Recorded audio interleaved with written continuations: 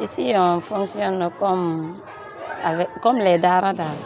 On enseigne l'arabe, on enseigne aussi le français. On suit le programme français comme le programme arabe aussi. On a la petite section et la moyenne section. On a créé cette école depuis 2021. On fonctionnait avec nos propres moyens.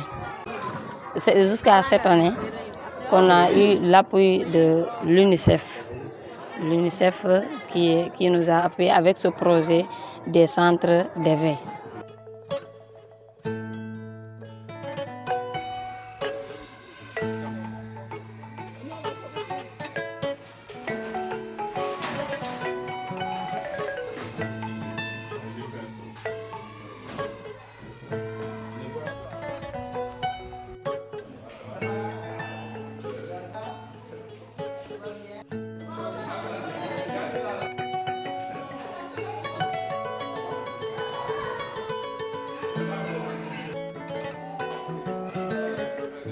Vous me permettez de féliciter le partenaire UNICEF et également l'IA et l'ensemble quand même de l'équipe qui travaille avec eux pour cette initiative et d'aller voir les centres préscolaires ici dans le département du Manière et particulièrement dans la commune de Goudomp. Les deux centres que nous avons visités quand même, ça a été vraiment un satisfait total.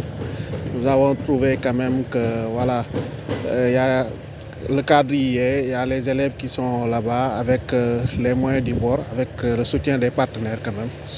Tant bien que mal, ils sont en train de se débrouiller pour vraiment éveiller les enfants, les préparer quand même pour le cycle qui doit venir après. Inviter les collectivités territoriales à accompagner quand même ces initiatives en pensant quand même de les doter des sites parce qu'il nous faut des centres préscolaires quand même dans les différentes collectivités territoriales du département.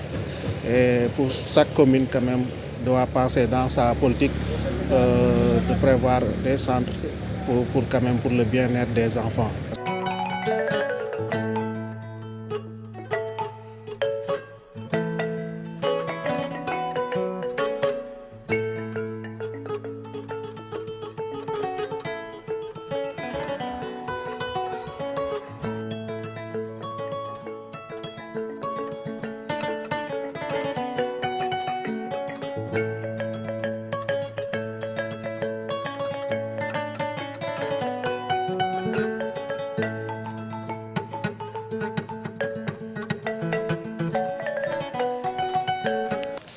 Je travaille dans le cadre du développement intégré de la petite enfance.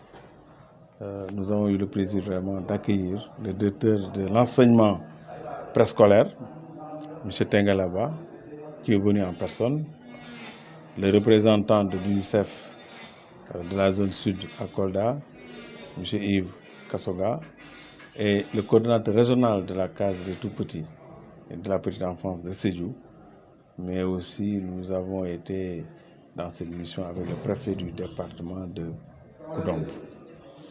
Cette mission nous a permis de constater sur le terrain les efforts qui sont faits par l'IF pour mettre en œuvre un programme de développement intégré de la petite enfance DIPE avec la mise en place de modèles alternatifs de prise en charge de la petite enfance. Parce que c'est des structures communautaires de développement d'éveil précoce de l'enfant. On a bien apprécié tous les efforts qui sont faits par l'IF pour une prise en charge de qualité holistique de ces enfants sur le plan sanitaire, sur le plan nutritionnel et sur le plan éducationnel.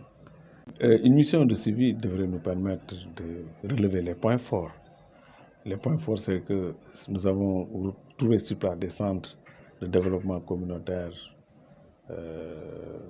fonctionnels avec un éducateur ou une éducatrice préscolaire bien formé qui a reçu un renforcement de capacité de la part du coordonnateur régional de la petite enfance de la case du petit.